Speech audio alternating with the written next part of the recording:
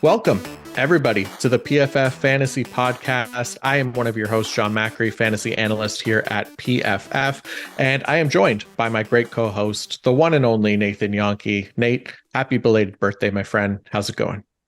Thank you. It's going well. Glad that we have some news to talk about that's been going on over the past 24 hours. So glad that there's interesting football news going on that'll impact the fantasy football world. Yeah, it's been nice, actually. Something other than just highlights of players in shorts making plays, so that this is good, right? Last episode, we kind of talked about the running backs already, and obviously, if you haven't listened to that one, definitely go back and check it out. But since that running back episode has come out, we've actually got substantial news regarding Dalvin Cook today, as he was informed that he'll be released by the Minnesota Vikings. We kind of touched on this last week as well, including some potential landing spots and our feelings about him on a new team. But Nate, any quick updated thoughts on new free agent Dalvin Cook and what it means for his replacement in Minnesota, Alexander Mattison, for 2023 before we get into these wide receivers here? Sure, we definitely touched on Cook a bit last week, but to start with Madison, I think right now he fits in that running back 20 to 25 range.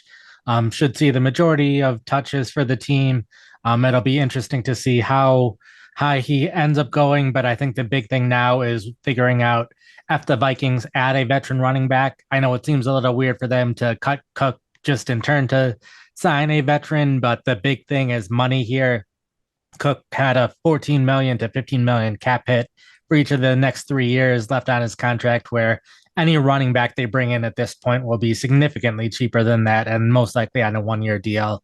And like the big names, Leonard Fournette, Ezekiel Elliott, Kareem Hunt, but there's plenty of other guys that they could sign too that might not have as much of an impact, but still could drop Madison down a little bit. Someone like Kenyon Drake, who went to the Ravens last year, hasn't really had much buzz about him at this point, but like you can list running back after running back who's currently available, who was on a team last year, who could have at least a little bit of a role in Minnesota. So it'll just be interesting to see if they bring anyone in, if they just rely on the rookies or younger running backs that they've drafted that have been unproven to this point.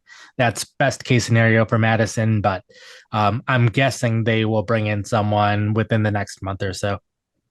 Yeah, I think that's fair. I mean, and as far as Dalvin Cook goes, like we talked about kind of last episode, I've moved him down since our last episode. He's, like you said, he's now RB25 for me, with maybe room to move up or down depending on where that landing spot is. Alexander Mattison, I moved up as well for now. So he's RB20 for me as that kind of lead back now in Minnesota, at least for the time being, with a shot at a pretty significant role, right? It's going to include some more goal line opportunities, maybe even a slight uptick in the receiving game as well. So Madison just, pretty big winner right now. Even though we pretty much expected this, there was still the potential of them maybe restructuring his contract or something like that. But this now removes any doubt, and we can embrace Alexander Madison's season, at least until they do bring somebody in, like you said. And like I'll probably be dropping Cook outside of my top 30. I wouldn't be surprised if I drop him that low, just because I had him as high as I did with the chance that he took a pay cut and remained with Minnesota. But at this point, we talked a bit about him landing in Miami last week and how that could be a bit of a downgrade in a potential 3 to 4 man rotation at running back. Denver's the other team that he's been linked to, but if Williams is healthy, then he'd be the backup. They already added Samaje Perine, who they seem comfortable with seeing a significant role. So even if Cook ends up in Denver, I could see that being a part-time role and leaving him outside of the top 30 fantasy running backs. So I think now that he's been cut, I'll be downgrading him a bit in my rankings. Yeah, for sure. There's a few places, right? Dallas as well. He'd probably be splitting time with Tony Pollard there. So there's, definitely some not great landing spots that feel kind of likely at the same time. So we'll definitely be keeping an eye on that. And we'll update the rankings, obviously, as news progresses this offseason. So, Before we get started, I do want to mention that this episode is brought to you by our presenting sponsor, Fabric by Gerber Life. As a parent, your top priority is always your children's well-being. You want to give them everything they need to grow and thrive, both now and in the future. With term life insurance from Fabric by Gerber Life, help protect your family so their future is secure no matter what happens. Fabric was designed by parents for parents to help you get a surprisingly affordable term life insurance policy quickly, often in less than 10 minutes. Life insurance can have a bad rap for being complicated, but Fabric makes it easy to apply with its seamless digital experience. It's all online and on your time. And if you need the extra support, you can access a team of licensed agents who answer questions along the way. Take steps to help protect your family today with Fabric by Gerber Life. Take the 60-second quiz to find out if the term life insurance is right for you and apply today in just 10 minutes at meetfabric.com/PFF. That's meetfabric.com/PFF. MEET fabric.com/PFF. Policies issued by Western Southern Life Assurance Company and distributed by Gerber Life Agency LLC using Fabric Technologies, not available in certain states. Price subject to underwriting and health questions. For more information, visit us at meetfabric.com/PFF. All right. Let's move on to the topic of the day, and that is the positional preview for 2023 wide receivers. We each have 6 tiers that we'll go through. Obviously, not going to talk about every single player in every tier, but we'll do what the ones that we have in the past few episodes by focusing in on the names of note and where some of our discrepancies are in each other's ranks, and talk about why we like certain players over others. Again, we're talking about our PPR ranks again today. So this position is a key one as we're seeing more wide receivers be drafted often and earlier than any other position. So just a quick look at kind of how the historical scoring in PPR for top 12, 24, 36, 48 wide receivers since 2018. Wide receiver 1 scored 17.8 points per game on average. Wide receiver 2, 14.6 points per game on average. Wide receiver 3, 11.7, and wide receiver 4, 11.4. So close there. And that's outperforming running backs across the board there on average as well, especially as we get into those later rounds of drafts. Those points per reception become all the more valuable for fantasy, as it's about a 2.5 point per game difference between the average wide receiver 4 and the average running back 4. So just something to keep in mind as you're drafting and getting into those later rounds. But yeah, all right, let's get into our wide receivers here. Nate, hit us with your tier 1. Sure. So first off, me and everyone else in the world has Justin Jefferson at wide receiver 1, followed by Jamar Chase at 2, Cooper Kupp at 3, and Tyreek Hill at 4. Yeah. We had the same 4 players. Justin Jefferson at 1, of course, as well for me. Jamar Chase at wide receiver 2. And then the only difference between tier 1 for us is I have Tyreek Hill at wide receiver 3. You have Cooper, and I have Cooper Kupp at wide receiver 4. So would you like to give your reasoning for Kupp over Hill? And then I could kind of give my Hill over Kupp reasoning. Sure. So with Kupp, he's the leader in PPR points per game each of the last 2 seasons. Any stat that you look at over the 2 seasons combined, he's number 1, whether it's target share, yards per route run, receptions per route run. He has the second most touchdowns in that, or second most receiving touchdowns in that time, despite missing half a season there. So he's been excellent while he's been on the field. The Rams offense looks fairly similar to how it's been in recent seasons, except they don't have quite as much talent at wide receiver. The other not quite as big news that happened in the last 24 hours, the Rams added Demarcus Robinson at wide receiver. So he's probably their biggest veteran addition to their skill players throughout this offseason. And he's definitely someone that's not going to take away targets from Kupp. Robinson's near the bottom in targets per route run over the past couple seasons. So I think Kupp will continue to have that very high floor as long as he's healthy. And the Rams are a team they're not expected to do as well this year. They're in the bottom quarter of the league in terms of how many wins they're expected to have. So that should lead to even more passing than what we've seen in recent seasons out of Los Angeles. So I think Cup's just a super safe bet in terms of he was consistently week in and week out having a ton of catches for a ton of yards and a ton of touchdowns. Where Hill, he had an excellent yards per route run last year. And anytime we see someone have that high of yards per route run, they regress the next season at least a little bit. I could see Miami running the ball more, especially if they had Cook, like we were just talking about. And they did add at least a couple of receivers. Again, no one that's going to take away any amount of significant targets from Hill, but it at least gives Miami a couple more options that could take away a target here and there. Added Braxton Berrios, Robbie Chosen, I believe is the name that he is going by now, and then drafted a king at running back. So I think it's going to be a little bit more competition for touches than what he saw last year, where I don't see that similar competition for touches for Cup. And I expect the Rams to be passing more than the Dolphins, where I expect the Dolphins to continue to improve as a team, which will allow them to run the ball more. So I don't think there'll be as much volume for him. Mm-hmm. Yeah, that's fair. I mean, it just in regards to Cup, I mean, everything obviously that we saw that made him the wide receiver one in 2021 was still there, with that Cup Stafford connection, and he's an easy choice for tier one again for me. The same thing, number one in this tier was easy for me with Justin Jefferson, but the rest I really went back and forth like crazy, even for number two, because before I had submitted the ranks, I kind of had all of these guys at number two at one point or another during my rankings process. I ultimately landed on Chase because it's just hard not to envision him getting even better in year three. But I guess, yeah, as far as Tyreek Hill goes, what made me land on him as number three, I think, a lot of the things that did make Cup elite the past 2 years, the yards per route run, target rate, being a high end separator, everything other than maybe the points per game in 2022, Hill was as good or better in a lot of those categories. So yeah, the 3.20 yards per route run was the best in the league, which it's pretty absurd for a guy who played all 17 games, but you probably do expect some regression there. But then he also had the best target rate in the league at 31.3%, posted a comparable open target rate of 56.3% versus Cup's 60%, but on over 70 more targets. So very much still an elite separator.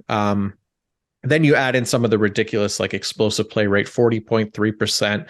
It's green lights across the board. It's hard for me to pass on Hill as wide receiver three, but I like to diversify in that area. So I switch it up. I go Cup there sometimes. Sometimes it's Hill, just to not bank on just one guy there. And I think yeah, either one can emerge. But I like what you said about the offense potentially shifting down a little bit in terms of passing offense for Miami. I think that does make sense for them. And it could lead to some regression for Hill. He's just so explosive, and so much of those numbers, even if they do regress a little bit, it's still really, really high end numbers for him.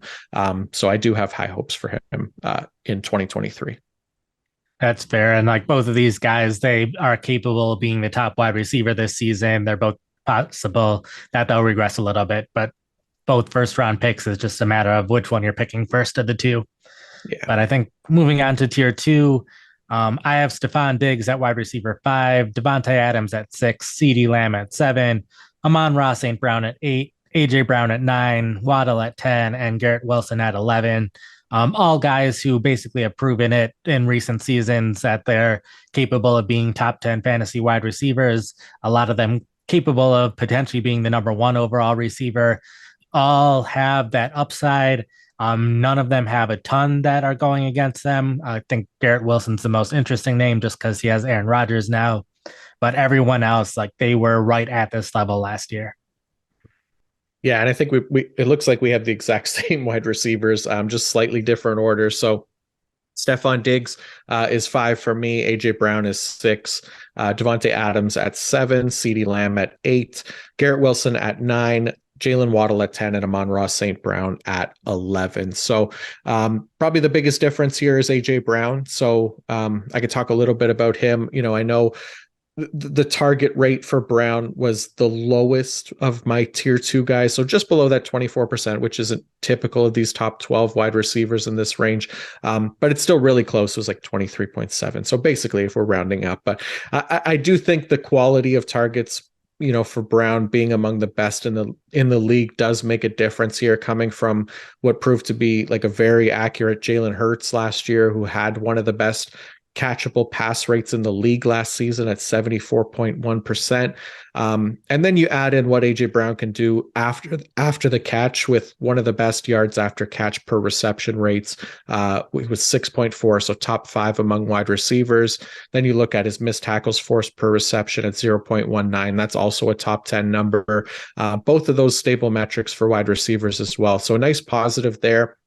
Obviously, added 11 touchdowns. Only 2 of them were 40-plus yarders, but they targeted him heavily in the red zone as well, where he can kind of win those contested catches or just drag defenders into the end zone with him. So the tier 2, again, for me, it was another one of those ones that I moved guys around quite a bit before submitting. And with this being like version 1 for my ranks, I could see myself doing a couple more tweaks before the season, but I really love AJ Brown. I don't know how much he'll move for me, if at all. Fair. Like Brown, I think, is someone where if we were drafting all the wide receivers to be on a team that we were managing and just trying to win in real life, Brown would be in the tier 1 of wide receivers. I think he's that talented of a player. I think it's just trying to run some of the numbers of how the Eagles offense will be this season and comparing it to some of the other players. And I have some more concerns compared to some of the other guys on the list. And one of them is just the lows for him, I think, will be lower than some of the lows for some of the other players. In the divisional and conference round of the playoffs, those were games where the Eagles won by a combined 69-14, and he only caught 7 passes for 50 yards, no touchdowns in those games. He had a similar dry spell in November, was averaging 3.5 receptions per game, 60 or fewer yards in each of those games, still scored 2 touchdowns. So I think it's just a problem of there's too much talent in Philadelphia, and they are winning by so much a lot that they can run the ball. They added 2 new running backs this offseason, so I think we could see a little bit more running of the ball this year than we were last year, just because they have the ability to get those leads and then maintain them with those running backs. So I think it's just a matter of, with him, comparing him to guys, the guys that I have directly above him, CeeDee Lamb, Devontae Adams, Amon-Ra St. Brown. If you look at the 5 receivers with the most fantasy points over the second half of last year, it was Jefferson, followed by Lamb, Adams, and St. Brown. And then Devonta Smith was the highest graded or highest scoring Eagles wide receiver over the second half of the season in terms of fantasy points. So I think part of it's just the competition that he has in his own receiving room. He also has more competition at tight end than any of the other guys that we're talking about in this tier. So it's just too many players fighting for the ball in his own offense compared to some of these other guys on the list. Yeah. No, that's a good point for sure, especially if we see Philly continue to be as dominant as they were last season. And like you said, those 2 playoff games were definitely a key note there as far as being, how involved he'll be in the offense if they are blowing teams out. So yeah, it's a good point as well. So, okay, let's go to tier 3 here. So we can talk about a few different guys in this one. Sure. So starting off, my tier 3 is T. Higgins at wide receiver 12, followed by Chris Olave at 13, Deebo Samuel at 14, DK Metcalf at 15, Keenan Allen at 16, Devonta Smith at 17, Amari Cooper at 18. So again, a lot of guys who have been here before, are capable of being elite fantasy wide receivers, but for one reason or another, we have them slightly lower than the guys that we were just talking about. Right. Yeah, that's kind of how I felt about this group as well. And I did add 2 extra names in there, so slightly different as well. But I do have Chris Olave as wide receiver 12, T. Higgins as wide receiver 13. Devonta Smith moved down to wide receiver 14 for me. So that was one that did change since the rankings have come out for me. And then I have Christian Watson at wide receiver 15 in Green Bay. DK Metcalf, wide receiver 16, Drake London at 17, Amari Cooper at 18, Terry McLaurin at 19, and I put Deebo at wide receiver 20 for me. Sure. So I'll talk about Deebo first, as someone who we have 6 spots different between us. He's someone who I was wide receiver 3 in 2021. was wide receiver 11 over the first 7 weeks of last season. And then he started dealing with hamstring and ankle injuries that kind of derailed a season. He played through some of those injuries for parts of the season, but just wasn't quite the same player after he started suffering those injuries. So I believe he'll be healthy and ready to go for this year. So I think he's definitely capable of having that top 10 potential again this year. I think probably the biggest concerns is, again, he's in an offense with a lot of talented players. They added Christian McCaffrey, and we haven't seen a ton of McCaffrey and a healthy Samuel together yet. We did luckily see one playoff game where both of them had over 100 yards. Both scored a touchdown, I believe. This was against Seattle. So we have seen both players excel in the offense before, and Samuel was still seeing at least 4 carries per game once they added McCaffrey, and that's still with Samuel not at 100%. So, yeah, it's a lot of good players in the offense, but I think Samuel's a special player in that he one gets that rushing production in a way that basically no other fantasy wide receiver gets. And then a lot of short passes that, even though there's that questionable, we don't know who's going to be the quarterback in San Francisco. Based on how he plays, it'll be okay if whoever is at quarterback, I think Samuel will be able to excel in the offense. Mm-hmm. Yeah, good call. I mean, I still really like Debo. I kind of knew I wouldn't be as high on him as consensus, putting him here at 20, even though he's kind of an obvious like bounce back candidate for this season. I guess for me, it just became, kind of how much of a bounce back is it going to be with him? Because it's very likely not going to be like that wide receiver 3 again, like you said, from 2 seasons ago. And going to be really hard to be as poor as it was last year at wide receiver 36. But I was a little bit concerned with how he was used last year, enough that I'm tempering expectations just kind of a bit more with how much of a bounce back I think it'll be. And part of that is, the quarterback situation and a little bit more mouths to feed there in San Francisco. But we did see his average depth of target essentially kind of sliced in half, from down from 8.6 in 2021 to 4.5 in 2022, which, even for a player who is as good with the ball in his hands as anyone in the league, that did deliver a pretty big hit across the board to his like yards per route run, down from 2.98 to 1.69, which is kind of the lowest of the guys in this tier. And part of that definitely was not being healthy as well, right? But it sapped a lot of his big plays, as well as we saw his kind of explosive play rate drop from like 45% to 26.8. So in the span of that 1 year as well. But again, that offense is stacked. I do really like how involved he is overall in the offense, like you said, including everything that he brings as a rusher as well, which is why I do think he absolutely should be in the conversation for tier 3. But I also really kind of like Brandon Ayuk as well. I don't have him too far behind. I think I have him as wide receiver 26. And I think he showed a lot last year as well in a breakout year 3. So I'll probably be a bit higher on Ayuk than consensus, I believe, and probably a bit lower at Debo. At cost, I think I'd rather have Ayuk than Samuel this season, but it's fairly close for me. I just kind of I bumped one up a little bit and knocked the other one down just slightly. There. And I'll add, he's probably the riskiest player that I have in this tier, in that I think he is capable of having that top 5 production, and especially depending on the scoring formats, depending on how much rushing is valued, that could be kind of huge for him.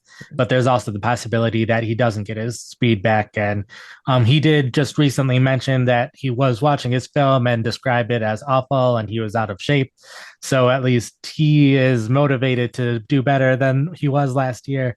I know we probably aren't going to give too much credibility to what coaches and players are saying in terms of people being in the best shape of their lives, but I do think he is going to improve off last year, and it's something that he believes as well. So he also has that risk that he might not be as good and could fall off, where I think some of these other wide receivers are a bit more safe in that as long as they stay healthy, we've seen pretty consistent production out of them. For sure. Yeah. Yeah. I do like that, though, that he's at least noticing that there's room for improvement there. Cause we do believe that he'll be better, obviously, than he was last year. It's just, yeah, the question is just how much better, right? Where does he fall? So he'll be a fun one this year again. So how about Christian Watson? I put Christian Watson into this tier. I kind of have him pretty high in comparison to you. So this one, it does feel a little bit like it's hinging on Jordan Love a little bit. I'm not sure I feel like too comfortable with Love himself as a fantasy asset, but I do think he should be like competent enough to get Watson the ball at a high rate, and maybe not to the extent that what we saw from Aaron Rodgers, but coming close to that really makes me like him as kind of a high end wide receiver too. And we saw what he was able to do in the back half of last year, where from week 10 on, he ranked like third in wide receivers in yards per route run. He ranked fourth in average depth of target, 11th in yards after the catch per reception, and 11th in with a 75% contested catch rate, and then posted the second best points per game over expected, fantasy points per game over expected, that is at plus 3.6. So he was awesome. I mean, obviously with Rodgers gone and Love coming in, there's going to be some regression there as well, but I don't think there's much of a question that he'll be like target number one in that offense. And I really believe that we only got kind of like a taste of what he can do as a rookie. So I'm pretty excited about year two Watson, to see some more of that speed and the explosive plays. Even if Jordan Love is a bit more conservative as a passer, we kind of saw what Watson can do on those throws underneath and still be a threat to take it to the house. But yeah, what do you think about Christian Watson? I think you're a Packers fan, right? Oh, yeah. It's just for me, it's very risky with the Packers. And I think Jordan Love will do well. I just don't think he will do as well as Aaron Rodgers was doing in recent years, at least in year one. And they basically replaced all of their veteran wide receivers and tight ends with rookies. So that's going to make me question how good the Packers offense will be, at least in terms of passing the ball. I think that'll lead a lot of the defense to focus on Watson, just because there's not too much else they have to focus on outside of the running backs out of the backfield. So I could see that being a struggle point for Watson. Last year, he was top 10 in fantasy points over the second half of the year once he became a starter. But a lot of that did have to do with the touchdowns, which he scored 7 of them, which was tied for the most over the second half of the season. But he was only 18th in yards and 35th in receptions. So it's going to be needing to see a lot more volume, which he should see at least some more volume than he did last year. He was 24th in receiving grade over the entire season. So doing that as a rookie is impressive. I think he's definitely capable of being a top 20 wide receiver this year in terms of quality of play. But I think a lot of the wide receivers that we're talking about in this tier and even in the tier lower are going to be getting more help from the offense in general and their quarterbacks, and more help from other players on the team to ease some of the pressure off of him, where outside of Watson, it's rookies and Romeo Doubs and the running backs that Love has to throw to. So if you're a defense, all you have to do is stop Watson, and you need one of these other young receivers to step up in order for the defense to really respect them. So a lot of my concerns are also just with the offense in general. The touchdowns came with 3 of them were deep or big plays where he was gaining over 35 yards. The rest of them, he was gaining at least 7 yards for a touchdown. So it wasn't really these like red zone goal line targets that he's getting scoring these touchdowns. They're big plays that he's getting. And oftentimes it takes the quarterback's help to get a big play. Sometimes the receiver can do it all on his own, but a lot of times having a great throw to him helps him. So I think it'll be harder for him to keep these touchdowns up, even if he starts seeing more of that volume. Yeah, that's fair. He's definitely kind of like a big swing to take in that range, right? So I get it. If people aren't willing to take the risk, there's definitely some like maybe safer, more consistent options in that range as well. So he was one of the bigger swings for me. So I'm glad we talked about him a little bit. Keenan Allen, you have Keenan Allen in this tier. I have him, I think, a little bit lower. Yes, I do. I have him in the next tier, but close. Why don't we talk about Keenan Allen here? Sure. So he's someone I have at wide receiver 16, and I think he's been just incredibly consistent over the recent seasons. He played 2 partial games early last year, dealing with a bunch of injuries, but he played over the last 8 weeks of the season. In that time, he scored the 3rd most fantasy points. In 2021, he was wide receiver 11. He's not grading as consistently as he was, or not. He's been grading consistently, but not as high as he was earlier in his career in like 2017, 2018, when he was about an elite receiver, but he's still been grading in the low 80s. So he's still playing at a high level. Part of what I'm excited for is Kellen Moore offense. The Cowboys in the last couple of seasons have thrown the third most targets to receivers in the slot, where the Chargers have been more middle of the pack, somewhere outside of the top 10. So part of it is the excitement for the offense going forward. I know the big drawbacks are with Allen are he had the injury concerns last year. He's getting a little bit older. They added Quentin Johnston to the offense. So I know there's definitely drawbacks, but I think if he's been a top 10 fantasy wide receiver most of the time when he's been healthy or just outside of that. So I think if everything's going right, he's could very well be a top 5 fantasy wide receiver if everything's going well in the offense. It just there's that possibility that this is the year where he starts to step back even further in terms of production. And with the rookie there, that could be fewer targets for him. But I think with how well he's playing and how much I think the Chargers will be passing the ball, I think there's going to be plenty of targets to go around everyone in the offense. And I think Allen's going to potentially benefit the most out of it. Mm-hmm. Yeah, I still like Allen quite a bit. I actually thought I'd end up being the one who was higher on him because I've landed him in quite a few drafts. I think maybe just consensus is probably lower on him, maybe worried about, like you said, that drop off or the injury risk, or maybe shared targets with Quentin Johnson now coming in. I'm not too concerned about that. Allen was perfectly productive last year when he played, averaging like 16.8 PPR points per game. So really good. The target rate, yards per route run were all excellent. So even at 31 years old, the man, he's been awesome when he's healthy. We saw that when he came back last year from week 11 on. He finished inside the top 24 PPR wide receivers every week but one. And that one week he finished as wide receiver 25 in week 17. So just missed it. And then he made up for it in week 18 as wide receiver 1. So not that many fantasy gamers playing in week 18, but it still shows you that, he can be a very, very good fantasy option when he's healthy. The only thing basically for me that doesn't have him higher on this list is I like a few of the other guys just slightly more, including one we'll talk about probably fairly shortly. Yeah, and I think it's something where like we have guys like Chris Olave, which we both had high in this tier. You had Drake London in this tier. I have him near the top of the next tier. It's fun to take a chance on some of these younger wide receivers that we've seen play well in their short time in the NFL already, and they could take another step further. They're getting closer to the peak of their career, where Allen's getting further away from the peak of his career.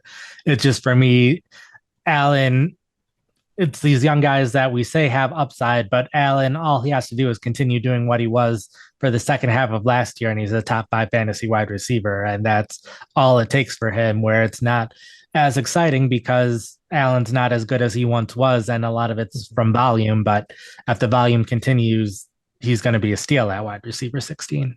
Yeah, no, that's a good call. And yeah, I think you're right. It's kind of like a little bit of a bias there targeting these young guys. We all kind of want to be in on them when they really blow up first in fantasy football. And we've seen Keenan Allen do it, so we know what we're getting there. But you want that excitement of having a guy and being right about one of these early or younger players when they do blow up and be fantasy stars. You want to be in on that first. So I can see that for sure. But yeah, before we get into tier 4, we have one more sponsor we'd like to shout out, and that is DraftKings.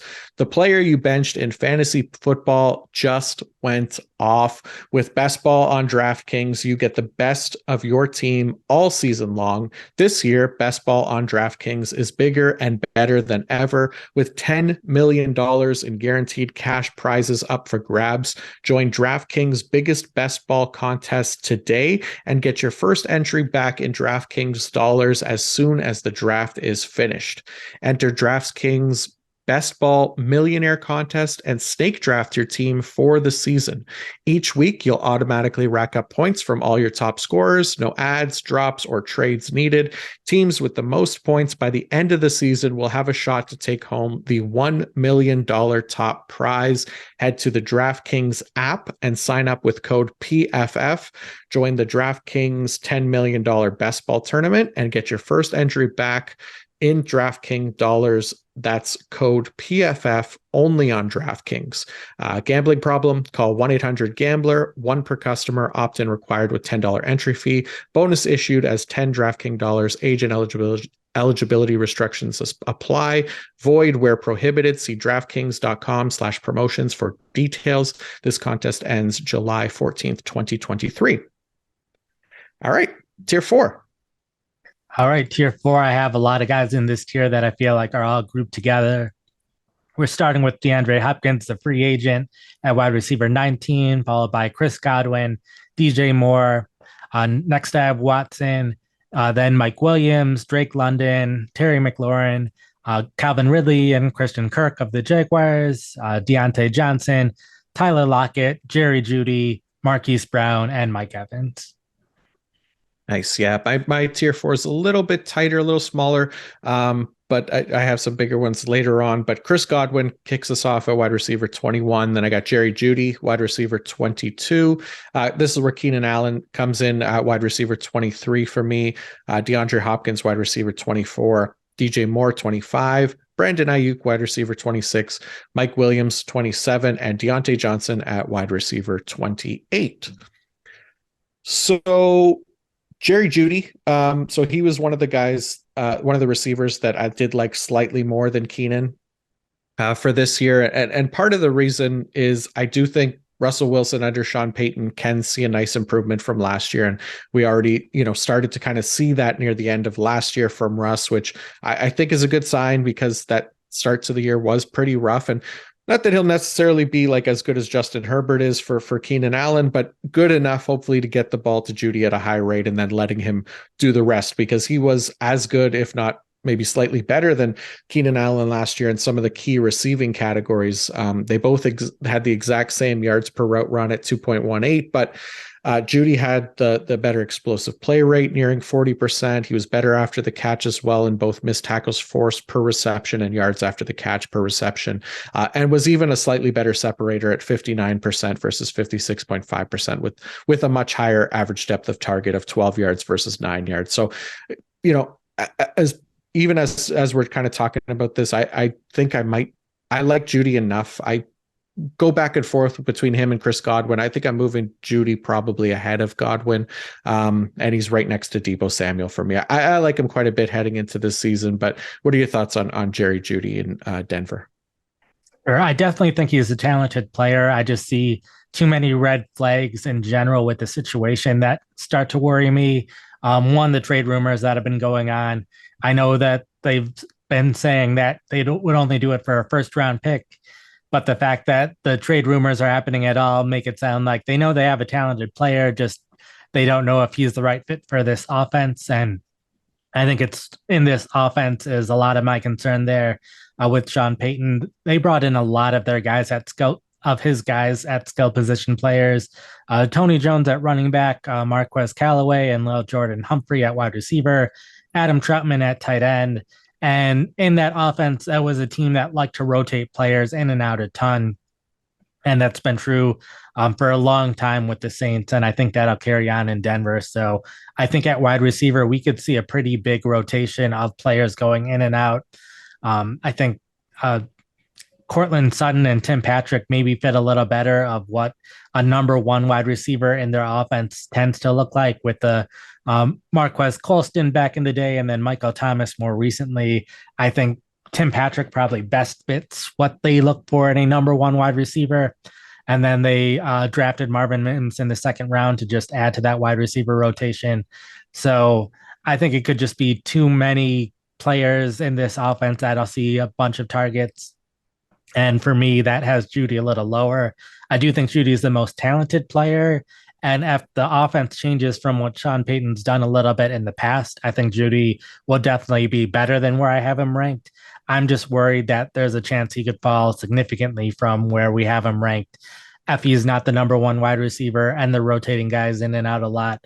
And some of these other players, like I'm not saying that I think Callaway will be a starter in Denver, but I think Callaway could see some amount of playing time, and that would take away from all of the other wide receivers. And just last year, we were talking about Denver having too many good options at wide receiver before Tim Patrick got injured. So I think for me, the concern is just the volume and too many other players that could be seeing playing time. That it's a new coaching staff, new offense.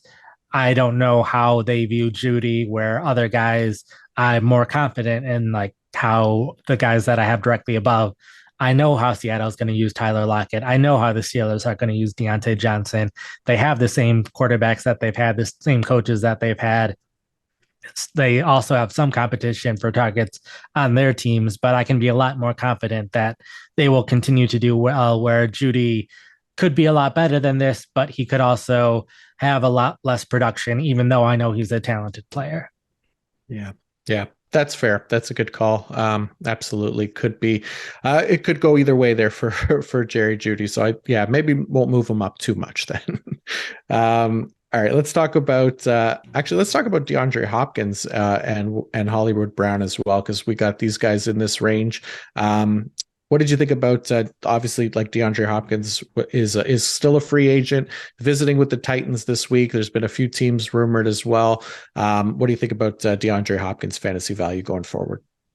There, I was definitely higher on him about a week ago before I found out that he was considering going to a team like the Titans. I thought he would be at this point in his career where he's arguably the best wide receiver over the past decades. And some of the other guys in that conversation either haven't been playing in recent years or weren't playing a decade ago. So Hopkins is number one in a number of stats if you look at just the past decade specifically.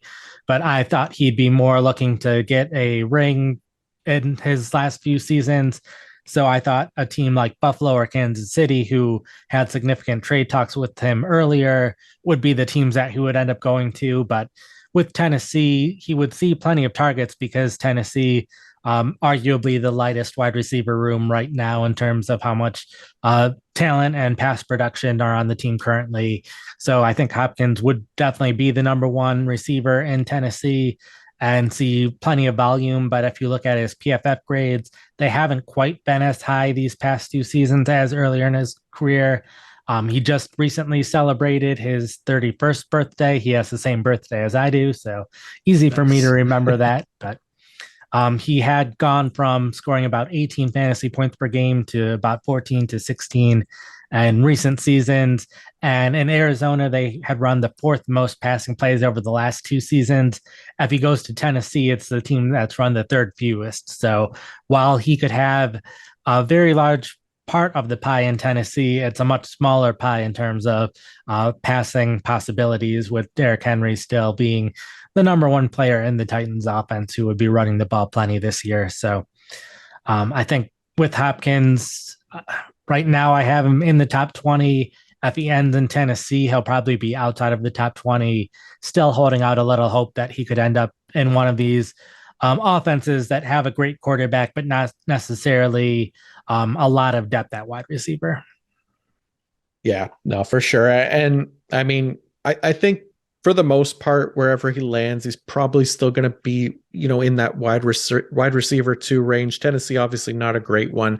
But, if it were a place like the Chiefs, I do feel like it's probably his best shot at returning to kind of that wide receiver one territory. Obviously, assuming health and all that, but Hopkins and Mahomes, even with Kelsey there, could be pretty dangerous. There are plenty of targets in that offense to go around and let Hopkins produce those wide receiver one numbers. And we kind of saw it even last year. I mean, from weeks 7 to 16, when he played last year, he was a wide receiver one anyways. He was wide receiver 7 in PPR over that span. So not that far of a reach for Hopkins to potentially kind of revitalize, some of his fantasy value there by going to a place like Kansas City. But there are definitely some spots that maybe aren't as good as others for DeAndre Hopkins. But yeah, with Hopkins leaving, we got Hollywood Brown coming in as the new wide receiver one. For the Cardinals. What did you think about, or what do you think about Hollywood Brown here for Arizona as their top guy? Sure. For me, he feels a little bit similar to the situation in Green Bay, where he is very clear cut the number one receiver on the team. He was wide receiver 5 over the first 6 weeks of last season before Hopkins was playing during that time. So he's shown that he can be a top 5 fantasy wide receiver. I think it'll be definitely interesting to see how this offense works out because they have a younger offensive coordinator who hasn't been an offensive coordinator in the NFL before. So I he has a math background. I hope he knows to pass the ball a lot because that's how you win in the NFL. And Arizona is not expected to do all that great, so they're going to need to be passing a ton. Their next best option in the receiving game, I think, is Zach Ertz, who's 32, will be 33 by the end of the season.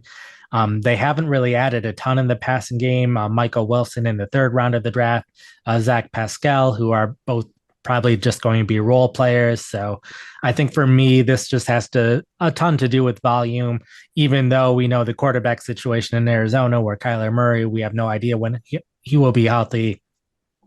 And just the offense in general, we don't know how good it'll be. But I think it's hard to see Brown not seeing a ton of targets this season. So I think he's someone who I have him at wide receiver 31. I'm guessing he'll end up among the top 30 wide receivers as long as he can stay healthy. I can see it being hard to see that upside of him being top 10 again if Murray doesn't come back anytime soon. But I think just the volume will be there for him to be a pretty safe top 30, probably even a little bit higher wide receiver, just volume alone. And he's also a talented receiver who we've seen do plenty of things in the NFL so far as well. Mm-hmm.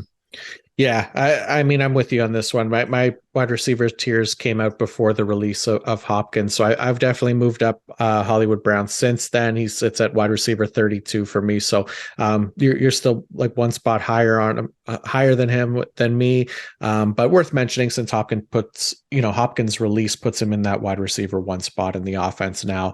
Albeit, like you said, it's probably not going to be a great Cardinals team, but still a wide receiver one nonetheless. So the target should be there. We don't know who the quarterback is going to be. The betting favorite is probably Colt McCoy. But if you listen to our quarterback episode, I'm really hoping Clayton Tune will get a shot. Go back and listen to that quarterback episode to find out why I like him so much. But yeah, we did. We got a glimpse of Brown in that wide receiver one role last year. Had some really strong finishes. Obviously, that was with Kyler Murray at quarterback, so that helps. But hopefully it's Clayton Tune again, like I said. But yeah, wide receiver 32 with the potential for wide receiver 30 in that range. I think that makes the most sense for this season.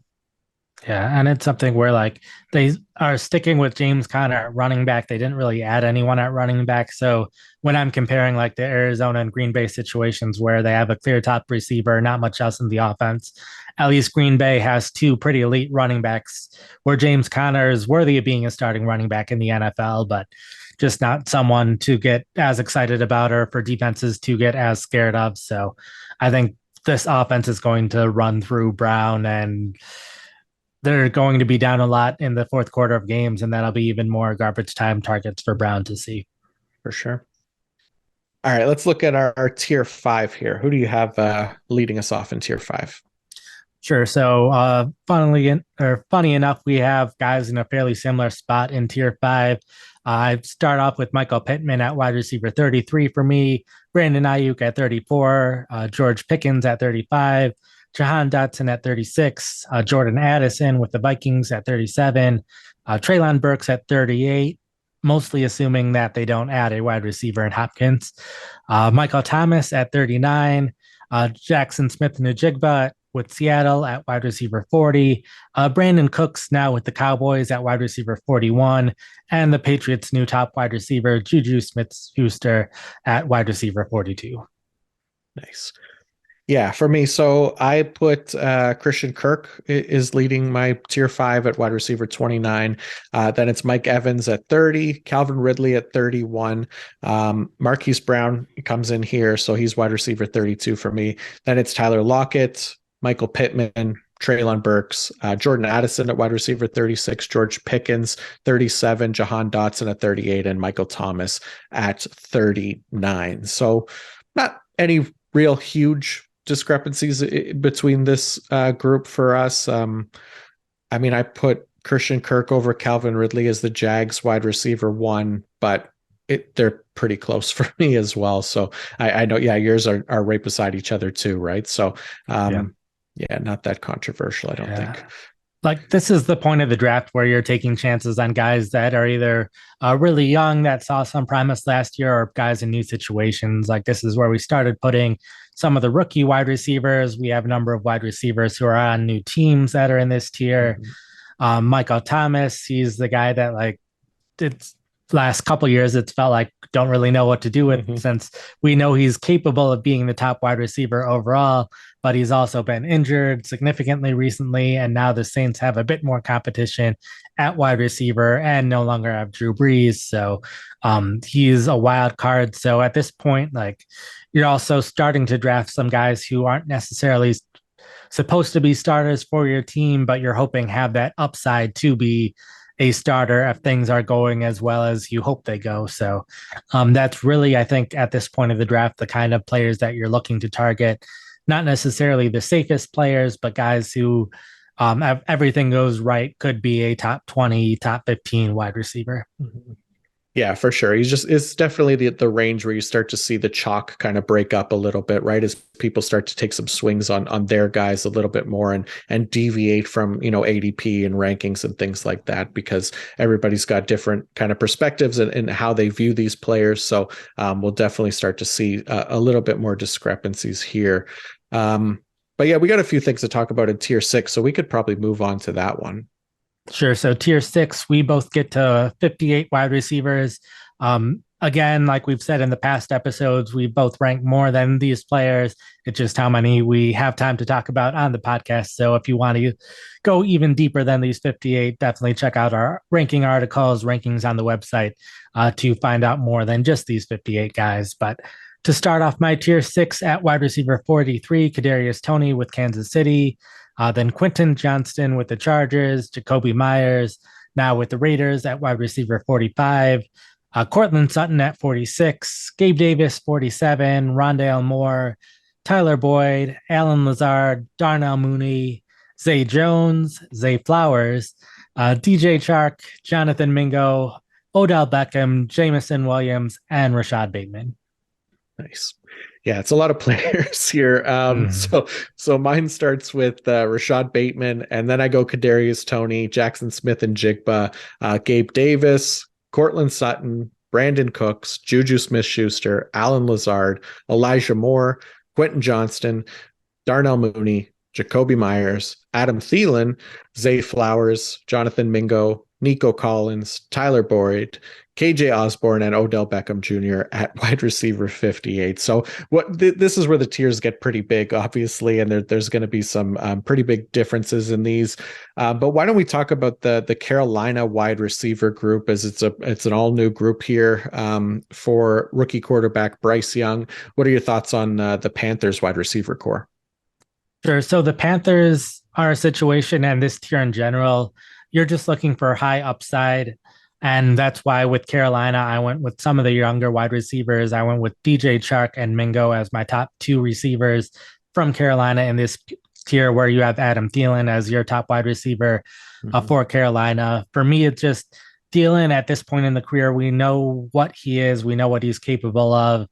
I don't think he's going to do better than he was doing in Minnesota. I think he will definitely have a decent role in the offense and have a chance to, like, I think he will probably be within the top 50 in terms of fantasy points. I just have a hard time seeing him in the top 30 in terms of fantasy points, where I see Chark having the opportunity to be top 30 if he's the top wide receiver there.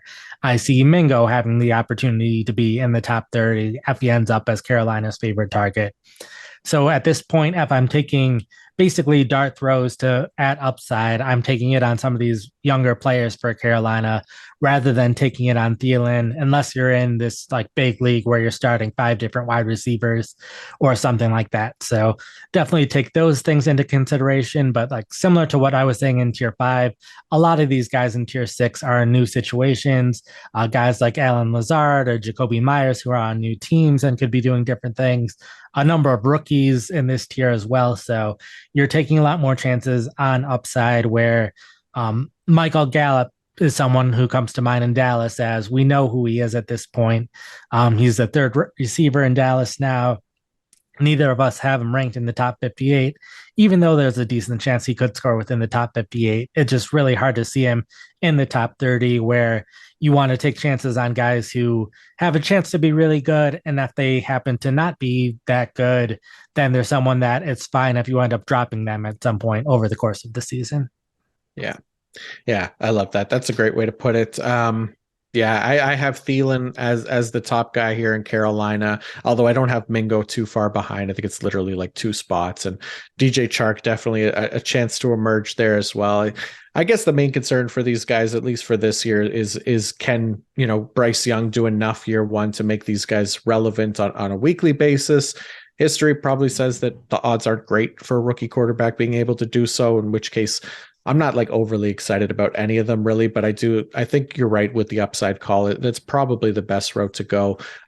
So I can easily switch Thielen and Mingo there and then move Chark up as well because yeah, it's not the most exciting group for fantasy, that's for sure. But one group that maybe could be exciting for people is the Baltimore Ravens wide receivers. So we can take a look at their new wide receiver core in Baltimore. Obviously, we have Mark Andrews still there, and he's expected to be the top option in the passing game still, but he's definitely got a little bit more competition this season with Odell Beckham coming in after a year away from the game. So I'll be interested to see how he kind of looks. And then they also spent a first round pick on Zay Flowers in this year's draft, and Rashad Bateman entering year three could be in for a potential breakout as well. I know my personal favorite is Rashad Bateman, and he's like your least favorite, which makes me sad, but we both have all three guys within that same fairly large tier 6. So I just have Bateman at the top and you literally have him down at the bottom. So I get it. I mean, one of the issues with Bateman last season, aside from the injury, obviously, was that he just wasn't getting an ideal snap share in the offense, just 49% of offensive snaps in the 12 games that he appeared in. But when he was on the field, he did see a really strong target rate of 23.3%, posted a very high 9.1 yards after catch for reception, a 40% explosive play rate, and a very high end 2.38 yards per route run. But you have to ignore the fact that came on just 15 receptions. So, if you can ignore that, those are obviously some very amazing numbers. Obviously, I wish he did it on more of a full-time role, but I think with a new offensive coordinator coming in, and the team talking about potentially passing the ball more frequently this season, I think year 3 could finally be the year we get the version of Bateman that we expected as a former first-round pick out of Minnesota.